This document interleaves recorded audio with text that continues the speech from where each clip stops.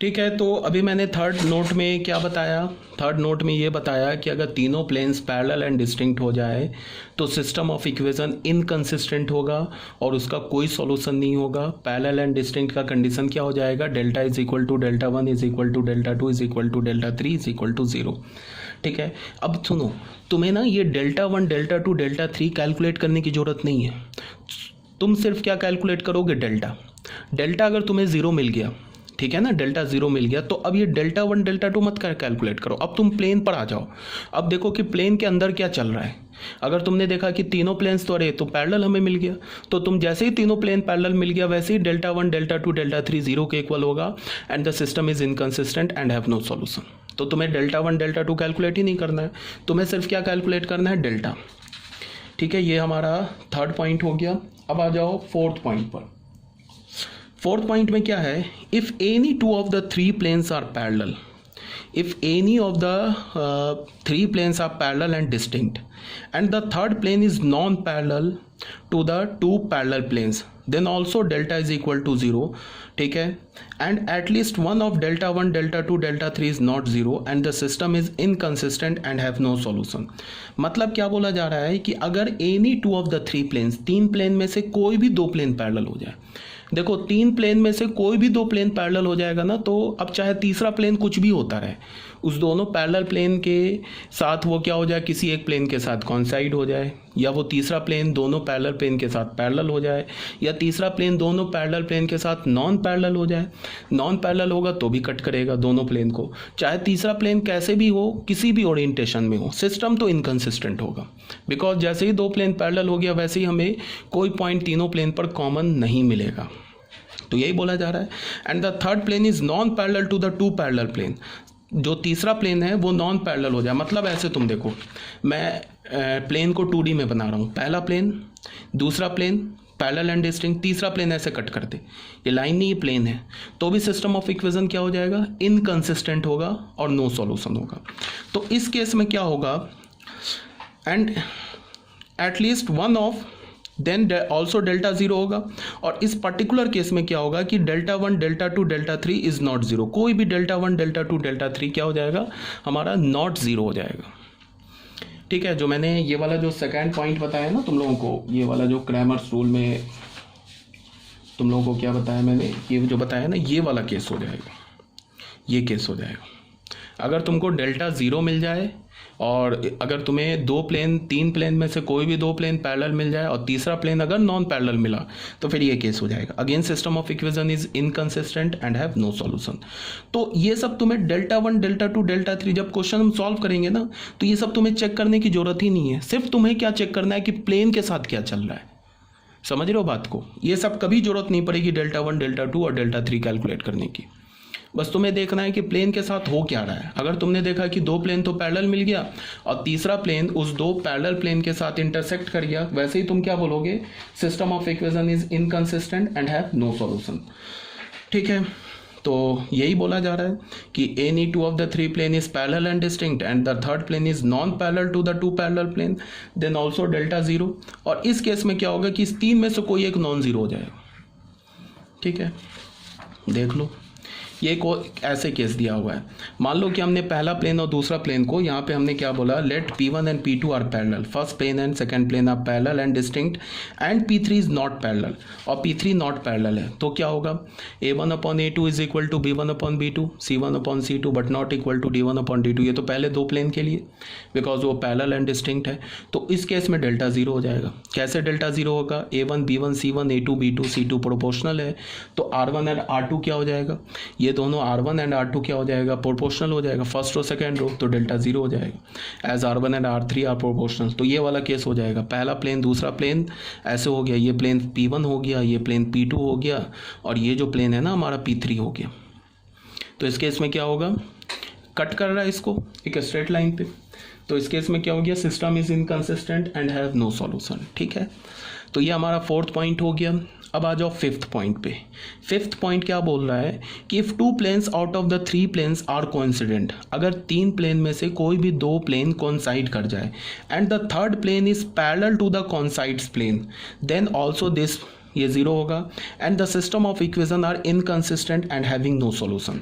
देखो दो प्लेन ऐसे क्या हो जाए, कॉन्साइड कर जाए, दो प्लेन कॉन्साइड कर जाए ऐसे, पहला प्लेन और दूसरा, कोई भी तीन में से दो प्लेन कॉन्साइड कर जाए, और तीसरा प्लेन जो होगा वो क्या होगा, जो पैरेलल हो जाए इन दोनों कॉन्साइड प्लेन के, तब भी सिस्टम ऑफ इक्वेशन क्या होगा, इनकंसिस्टेंट होगा। तुम ऐसा सोचो ना, दो प्लेन कॉन्साइड कर गया और तीसरा प्लेन इसके पैरेलल हो गया, तो तीनों में कॉमन सॉल्यूशन कहाँ से आएगा, आ ही नहीं सकता है। तो again system of equation is inconsistent, और ये सारे डेल्टा और डेल्टा आई जो होंगे ना, ये ज़ीरो हो जाएंगे, ठीक है, और सिस्टम इनकंसिस्टेंट होगा। तो इसके लिए हमने इसका प्रूफ कैसे किया, late P1 and P2 are coincident, हमने पहले दो प्लेन को कॉन्साइड करा दिया, and P3 is parallel to P1 and P2, तो पहला दो प्लेन कॉन्साइड करिए तो ये कंडीशन आ गया। अब डेल्टा तुम देख लो, डेल्टा में क्या होगा, A1 B1 C1 A2 B2 C2, ये प्रोपोर्शनल है, तो पहले दो रोज प्रोपोर्शनल हो गए तो डेल्टा ज़ीरो हो जाएगा, ठीक है। उसके बाद आ जाओ डेल्टा वन में, डेल्टा वन में क्या है कि R1 and R2 are proportional, देख लो R1 R2, D1 B1 C1 D2 B2 C2, देख लो D1 B1 C1 D2, या देख लो D1 B1 C1 D2 B2 C2, ये इक्वल है ना, इसका मतलब क्या है, D1 B1 C1 D2 B2 C2 proportional है, तो फिर R1 R2 प्रोपोर्शनल हो जाएगा तो डेल्टा वन भी ज़ीरो हो जाएगा। फिर R1 इसी तरह से R1 और R2 यहाँ से प्रोपोर्शनल हो जाएगा तो डेल्टा टू भी ज़ीरो हो जाएगा। फिर R1 एंड R2 प्रोपोर्शनल हो जाएगा तो डेल्टा थ्री भी ज़ीरो हो जाएगा।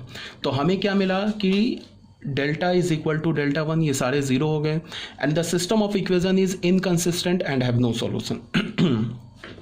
तो अभी मैंने क्या बोला कि तीन प्लेन में से कोई भी दो प्लेन कॉन्साइड कर जाए और जो तीसरा प्लेन है ना उन दो कॉन्साइड प्लेन के पैरेलल हो जाए, तो again system of equation is inconsistent and have no solution. उस केस में क्या होगा, ये सारे डेल्टा ही ज़ीरो हो जाएंगे और डेल्टा भी ज़ीरो हो जाएंगे, ठीक है। तो ये भी हो गया। अब आ जाओ 6 पॉइंट पर। तो अभी तक मैंने क्या तुम्हें दिखाया, मैंने एक जो 4th पॉइंट था, ये जो 3rd पॉइंट था, इस 3rd में मैंने क्या दिखाया कि सारे ज़ीरो के इक्वल हैं बट सिस्टम इनकंसिस्टेंट है, ठीक है। तीनों प्लेन्स आपस में पैरेलल एंड डिस्टिंक्ट है, तो delta delta one delta two delta three zero है और सिस्टम इनकंसिस्टेंट है, ठीक है। और ये मैंने 4th पॉइंट में क्या दिखाया तुम्हें, सॉरी 5th पॉइंट में क्या दिखाया, 5th पॉइंट पे मैंने दिखाया कि सारे डेल्टा और डेल्टा ई ज़ीरो है और सिस्टम क्या है हमारा, इनकंसिस्टेंट है, ठीक है। Delta one delta two delta three सब ज़ीरो है और सिस्टम क्या हमारा इनकंसिस्टेंट है, ठीक है। और अब जाओ पॉइंट नंबर 6 में। पॉइंट नंबर 6 में क्या है, if two planes out of the 3 planes are coincident and the third plane is non-parallel to the two coincident plane, then the system of equation are consistent and have infinitely many solution। यहाँ क्या बोला गया कि तीन plane में से कोई भी दो प्लेन ऐसे कॉन्साइड कर जाए, ठीक है, और तीसरा प्लेन क्या करे, इस दो कॉन्साइड प्लेन को ऐसे कट कर दे, मतलब जो तीसरा प्लेन है ना इन दो कॉन्साइड प्लेन के नॉन पैरेलल हो जाए। अगेन सिस्टम ऑफ इक्वेशन क्या हो जाएगा, कंसिस्टेंट हो जाएगा और इन्फिनाइटली मैनी सॉल्यूशन हो जाएगा। तुम ऐसे सोचो ना कि अगर दो प्लेन कॉन्साइड कर गया, तीन प्लेन में से कोई भी दो प्लेन कॉन्साइड कर गया, तीसरा प्लेन उसको कट कर दिया, तो फिर इन्फिनाइटली मैनी सॉल्यूशन हो जाएगा। और वो इन्फिनाइटली मैनी सॉल्यूशन हमें कहाँ मिलेगा, वो इन्फिनाइटली मैनी सॉल्यूशन हमें एक स्ट्रेट लाइन पे मिलेगा। तो एक स्ट्रेट लाइन पे मिलेगा तो फिर हम उसको लिखेंगे कैसे, सिंगल पैरामीटर में लिखेंगे। तो यही बात यहाँ बताया जा रहा है। इस केस में भी क्या होगा देख लो, यहाँ क्या बोला जा रहा है, if any two of the 3 plane are coincide and the third plane is non parallel to the 2 coincide planes, then the system of equations are consistent and have infinitely many solution. इस case में भी delta delta one delta two delta three zero हो जाएगा। देखो P1 P2 को मैंने कॉन्साइड करा दिया, तीसरा प्लेन को मैंने P1 और P2 के नॉन पैरेलल करा दिया। तो इस केस में अगर P1 P2 कॉन्साइड कर गया तो ये कंडीशन होगा, ठीक है। तुम देख लेना, इसको तुम करके चेक करके देख लेना, delta delta one delta two delta three और डेल्टा सब ज़ीरो होगा। और यहाँ पे हमें इस कंडीशन से क्या पता चल रहा है कि इन्फिनाइटली मैनी सॉल्यूशन होगा। क्यों होगा, बिकॉज तीनों प्लेन्स एक लाइन पर इंटरसेक्ट करेंगे, तो उस लाइन पर जितने भी पॉइंट्स हैं वो सारे सॉल्यूशन में आ जाएंगे। अच्छा, एक छोटा सा और बात मैं बता रहा हूँ कि दो प्लेन आपस में इंटरसेक्ट कैसे कर सकता है, या तो एक स्ट्रेट लाइन पर, या तीन प्लेन की बात कर लेता हूँ। तीन प्लेन कैसे इंटरसेक्ट कर सकता है, तीन प्लेन का कॉमन पॉइंट कैसे आ सकता है। ऐसा भी हो सकता है कि एक प्लेन ऐसा हो, एक प्लेन ऐसे कट करे, ठीक है।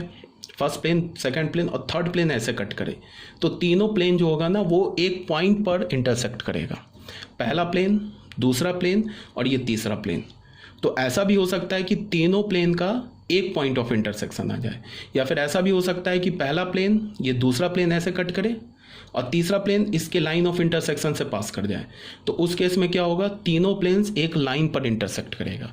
या ऐसा भी हो सकता है कि पहला प्लेन दूसरा प्लेन कोइंसाइड कर जाए, तीसरा प्लेन ऐसे कट करे तो भी एक लाइन से तीनों प्लेन पास करेगा। तो मतलब क्या है कि दो प्लेन, ये तीन प्लेन्स जो होंगे ना वो तो या तो एक पॉइंट से, मतलब एक पॉइंट तीनों प्लेन्स पर कॉमन हो सकता है, या तो एक लाइन तीनों प्लेन्स पर कॉमन हो सकता है। या तो अगर तीनों प्लेन कोइंसाइड कर जाए तो पूरा एक प्लेन जो होगा ना तीनों प्लेन्स पर कॉमन हो जाएगा।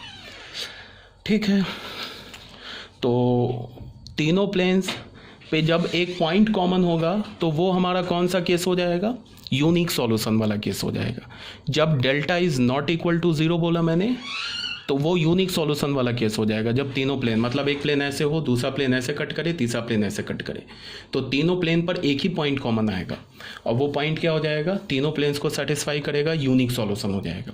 और अगर ऐसा हो जाए कि दो प्लेन कोइंसाइड कर जाए, तीसरा प्लेन ऐसे कट कर दे, तो फिर क्या हो जाएगा, तीनों प्लेन्स एक लाइन पर, एक लाइन जो होगा वो तीनों प्लेन्स पर कोइंसाइड करेगा और फिर इन्फिनिटली मेनी सॉल्यूशन हो जाएगा। ठीक है, तो यहाँ क्या बोला गया, infinitely many solutions lies on the straight line and containing one parameter infinitely many solution, ये स्टार बना के मैंने बोला है। 7th पॉइंट में क्या है, if all the 3 planes are coincident, अगर तीनों प्लेन कोइंसाइड कर जाए तो क्या होगा, डेल्टा 1 डेल्टा 2 डेल्टा 3 0 हो जाएगा। And the system of equation is inconsistent and have infinitely many solution, अगर तीनों प्लेन कोइंसाइड कर जाए तो भी ये सारे डेल्टा 0 हो जाएंगे और सिस्टम ऑफ इक्वेशन क्या हो जाएगा, इनकंसिस्टेंट नहीं, कंसिस्टेंट हो जाएगा and have infinitely many solution. But यहाँ पे जो इन्फिनिटली मेनी सॉल्यूशन आएगा ना, ये इन्फिनिटली मेनी सॉल्यूशन कहाँ पे लाई कर रहा है, प्लेन पर लाई कर रहा है। और यहाँ पे जो इन्फिनिटली मेनी सॉल्यूशन आया ना हमारे पास, ये इन्फिनिटली मेनी सॉल्यूशन कहाँ लाई कर रहा है, एक लाइन पर। तो दोनों में डिफरेंस है। इस इन्फिनिटली मेनी सॉल्यूशन को लिखने के लिए हम सिंगल पैरामीटर यूज़ करेंगे और यहाँ पे इन्फिनिटली मेनी सॉल्यूशन को लिखने के लिए हम 2 पैरामीटर यूज़ करेंगे।